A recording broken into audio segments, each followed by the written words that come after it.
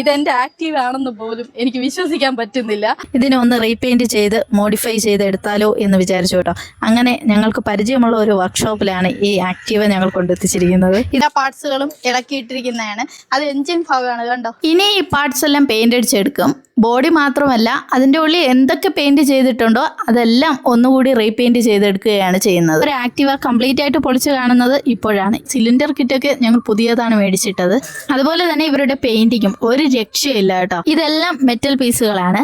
പഴയ പെയിന്റ് ഒക്കെ നല്ലപോലെ റിമൂവ് ചെയ്തതിന് ശേഷമാണ് പുതിയ പെയിന്റ് അടിച്ചത് കേട്ടോ. ഒരു പഴയ പാർട്സ് പോലും പെയിന്റ് ചെയ്യാത്തതായി ഞങ്ങൾ ഈ വണ്ടിയിൽ കണ്ടില്ല. ആക്റ്റീവ എന്ന് എഴുതിയിരുന്നത് സ്റ്റിക്കറിലായിരുന്നു. പിന്നെ ഇങ്ങനെ ഒരു എംബ്ലം വാങ്ങി വെച്ചു. അങ്ങനെ അവസാനത്തെ മിനുക്ക് പണികളെല്ലാം കഴിഞ്ഞിരിക്കുകയാണ്. ഫ്രണ്ട് ബോഡി പാർട്സ് ഒക്കെ ഞങ്ങൾക്ക് വൈറ്റ് അല്ലായിരുന്നു കിട്ടിയത്, ബ്ലാക്ക് ആയിരുന്നു.